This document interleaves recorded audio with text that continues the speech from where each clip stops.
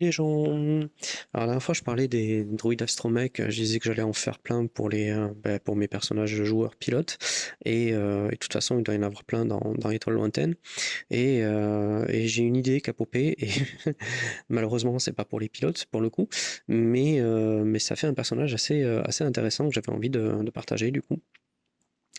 Et donc voilà, c'est un droïde de type R1, même s'il a été rafistolé avec des morceaux de R2D2, hein, enfin de R2, de type R2, pas forcément R2D2, de type R2.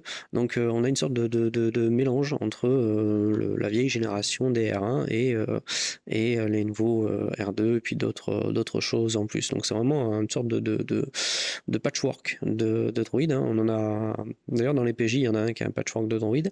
Ben là, c'en est un autre. C'en est un autre parce que aussi on garde en tête que la mission de l'Étoile lointaine a été plus ou moins acceptée, par le fait que ce soit le commandant Page qui souhaitait vraiment la faire.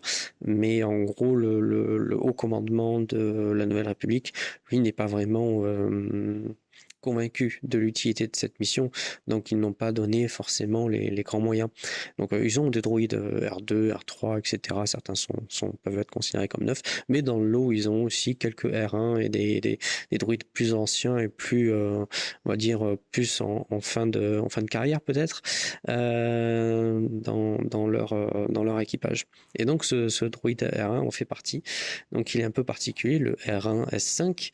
Il a eu une très longue vie avec plusieurs effacements mémoire antérieure, mais malgré ces différents effacements de mémoire antérieure, il a gardé quelques séquelles de ces différentes vies.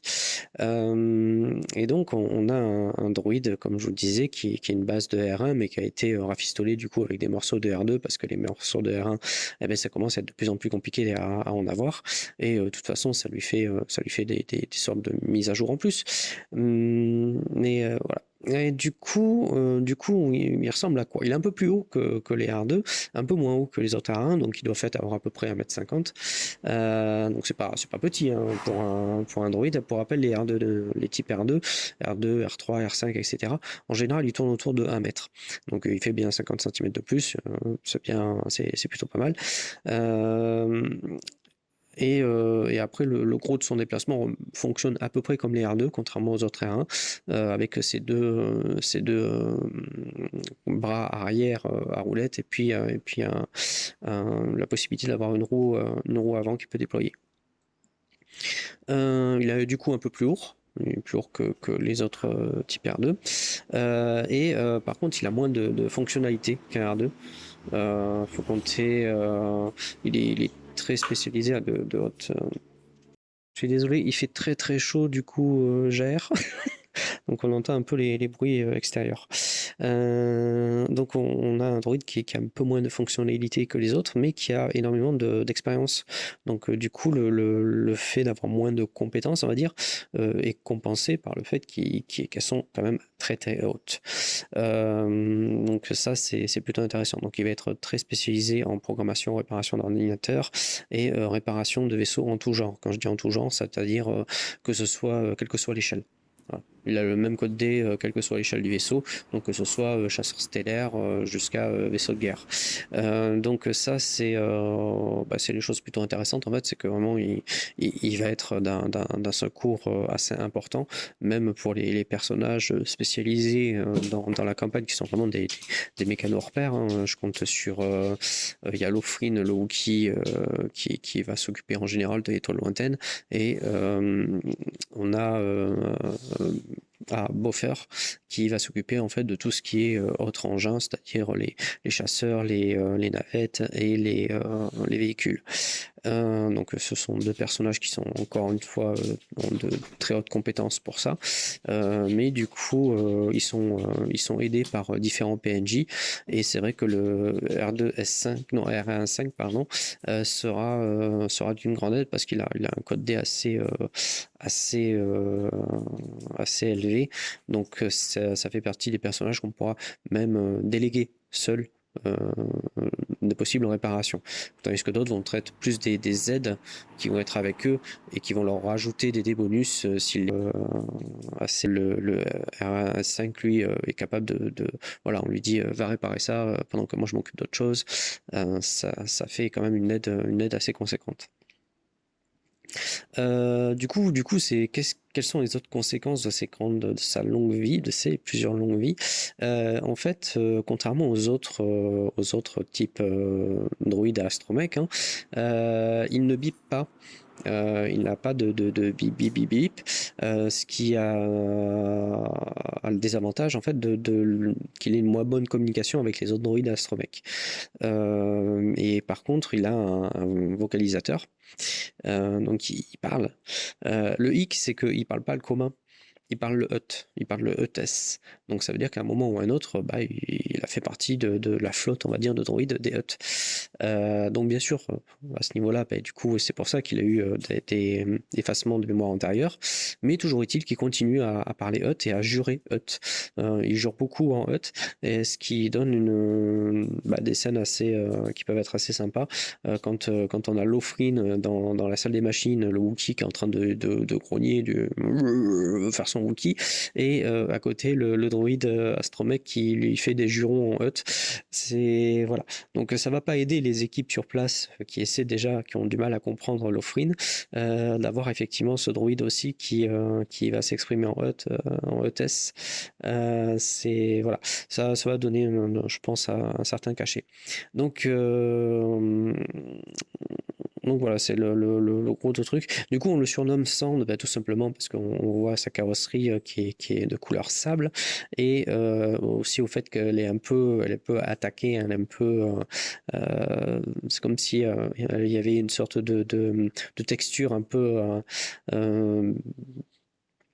papier de verre en fait sur ce droïde là, dû à son usure, quelques pointes de rouille ou quoi, voilà. Il aurait bien besoin d'être on va dire d'avoir son métal un peu refait, nettoyé, et même changé à certains endroits, mais voilà, il reste quand même très très efficace, et c'est pour ça qu'on ne s'en passe pas trop.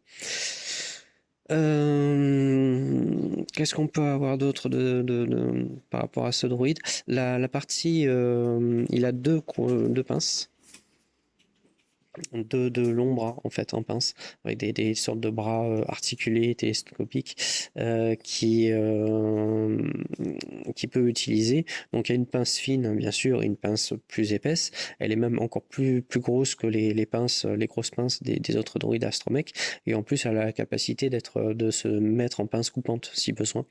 Donc voilà, ce qui faut pas mettre le doigt, hein. C'est ça, quand je dis grosse pince coupante, hein, c'est un peu, ça peut couper des chaînes, ça peut, voilà, hein, ça fait office de pas mal de choses. C'est un haut pouvoir, ça peut avoir de la pression, etc. Donc il a cette grosse pince d'un côté et la petite pince de l'autre, et encore une fois avec des longs bras articulés, ce qui peut lui permettre d'atteindre des zones que justement nos mécaniciens ne peuvent pas atteindre. Donc il peut opérer, voilà, sur des parties vraiment très étroites, surtout par rapport à l'étoile lointaine, qui peut être entre les réacteurs ou quoi, où les techniciens ont vraiment du mal à passer, à pouvoir ouvrager. Lui aura plus de capacité. De même, son œil, son senseur visuel central du capot a la même capacité aussi de pouvoir sortir, et avec un bras comme ça articulé à s'étendre. Donc ça a une portée à peu près d'1 mètre, hein, que ce soit les pinces ou l'œil, mais vraiment ça lui permet d'accéder encore une fois à des zones et de réparer des choses que les autres ne pourraient pas atteindre du tout. Donc ça en fait quand même un personnage qui peut devenir indispensable en fonction des pannes qu'on peut avoir, et si elles sont accessibles ou non. On peut envoyer le R1S5 s'en occuper. Qu'est-ce que je vois d'autre encore que je pourrais lui mettre? Oui, effectivement, il a comme les. En fait, il a un peu tous les mêmes équipements d'un R2, mais en mode plus gros. C'est-à-dire que par exemple, la soudure à l'arc, donc il a un petit, enfin, il a pareil un bras qui peut faire de la soudure à l'arc électrique, mais il a carrément aussi, si besoin, un chalumeau qui peut limite presque pas lance-flamme, hein, quand même pas, mais un chalumeau assez gros. Il peut faire un peu soudure de porte, un peu façon Alien 2, voilà. Il a quand même un poste à soudure qui est qui peut faire des travaux en fait plus importants que le poste à soudure des autres R2. Donc il va pouvoir faire voilà, des travaux plus lourds que ce que peuvent faire en général les droïdes astromech, on va dire, de série. De même, il a une scie circulaire. C'est pareil, la scie circulaire qu'il possède est un peu plus importante. Donc là, il va pouvoir faire, même s'il faut, de la menuiserie ou quoi, il y a pas de... il en est capable, il n'y a pas de souci. Donc là, il y a une scie circulaire un peu plus importante. Et ça se retrouve en fait en cas de besoin, parce que même les R2 l'utilisent en mode défense si nécessaire. Bah, lui, c'est la même chose, sauf que bah, du coup, prévoyez un peu plus de dégâts pour ce qu'il est capable de faire avec bah, la scie circulaire, le poste à soudure, etc. Ça sera pas juste du petit choc électrique concernant par exemple son chalumeau. Ça peut causer de véritables brûlures, et de même la petite scie circulaire ne va pas faire de simples petites coupures, on va dire, qui vont être douloureuses mais pas trop affligeantes, tandis que lui, la scie circulaire, bah oui, elle pourrait facilement sectionner peut-être un bras en fonction de la largeur du bras. Par contre, il est équipé en son dos d'un écran où, à défaut de comprendre le ETS, ce qu'il dit est écrit en fait. Donc on peut lui parler et enfin on lui parle, hein, ça il comprend, et on peut lire en fait ce qu'il vous dit sur cet écran. Donc comme quoi on n'est pas obligé de comprendre le ETS pour comprendre ce droïde, mais par contre, du coup, il faut rester à côté du droïde et voir ce qu'il inscrit sur l'écran pour comprendre ce qu'il est en train de vous dire. Il a un instincteur, pareil, qui a plus de capacité que celui des R2. Bon, sachant qu'il avait une bonne capacité, hein, parce que pour se souvenir, il faut carrément un écran de fumée, le R2D2 dans un des films. Donc voilà, c'est pas un peu plus, mais pas beaucoup plus. On va dire qu'il a plus de contenance. Il est capable d'éteindre plus long, de l'utiliser plus longtemps, plusieurs fois.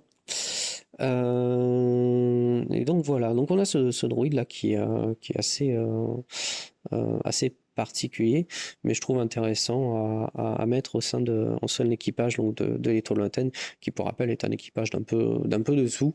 Donc c'est plutôt pas mal d'avoir ce droïde un peu comme ça, rafistolé avec de multiples histoires, en sachant que du coup, ben, voilà, on peut lui faire le passé qu'on veut, hein, en sachant qu'on peut le lier à celui des Hutt, mais gardant en compte qu'il a eu quand même différents effacements de mémoire antérieure. Après, au choix des joueurs, hein, s'ils estiment que c'est dangereux d'avoir un droïde comme ça qui peut avoir encore des liens avec les Hutt ou des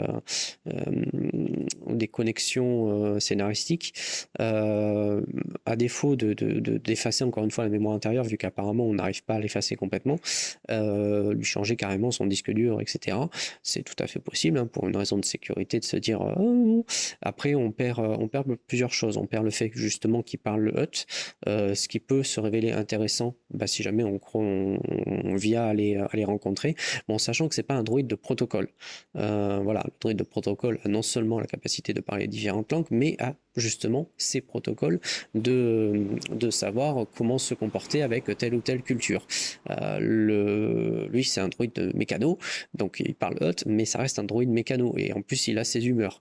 Donc voilà, ça peut être un moyen encore une fois, de discuter avec des huts, mais gardez ça en tête, que ça reste un droïde mécano avec ses humeurs et qui peut... voilà, c'est pas dit qu'il fasse de la traduction littérale. Et encore une fois, le côté protocolaire ne connaît pas. Donc on perd déjà cette possibilité-là, et à ce moment-là, si on effectivement lui change son disque dur, on perd quand même on va dire, haut score de dés sur les compétences qu'il a. C'est-à-dire qu'il va retrouver les compétences qu'il a, mais à un score de dés beaucoup plus réduit. Donc même chose. C'est après, je laisse ça au choix des joueurs. Hein. C'est effectivement on garde le lien avec le hot ou pas, mais du coup on perd pas mal de capacités du droïde. Voilà, que faire, que faire. Et puis bon, c'est vrai que ça enlève, après ça c'est une question de maître du jeu peut-être, mais ça enlèverait beaucoup du sel en fait de ce personnage, de vraiment lui enlever son disque et de lui en mettre un autre. Mais encore une fois, il n'y a pas de il n'y a pas de raison d'empêcher des joueurs de le faire. Tout ce qu'on sait, c'est qu'effectivement, la mémoire antérieure, bon, ça a déjà été fait plusieurs fois. Et puis voilà, du coup, il a un disque dur qui est un peu erratique. Hein. Alors maintenant, ça n'existe plus avec les SSD, mais je dirais par rapport aux anciens disques durs à disque, on pourrait se dire qu'il y a des clusters ouais, qui sont coincés, qui sont bloqués. Et du coup, c'est pour ça qu'on on peut pas reformater correctement notre droïde. Voilà. Donc c'était histoire de vous présenter un peu ce personnage-là auquel j'avais pensé. Je me suis dit tiens, il est plutôt intéressant. Donc voilà. Tola. Allez, sur ce, bah écoutez, ciao, à bientôt. Je pense qu'il y en aura d'autres. Hein. De toute façon, il m'en faudra d'autres, des astromechs, et puis même, il faudra que j'expose les autres personnages. Donc il y aura plein comme ça, une sorte de galerie de PNJ qui va arriver aussi. De toute façon, c'est avec tout ce qui sera fait au niveau de cette campagne, il y aura de la matière que vous pourrez utiliser encore une fois dans vos propres aventures, etc.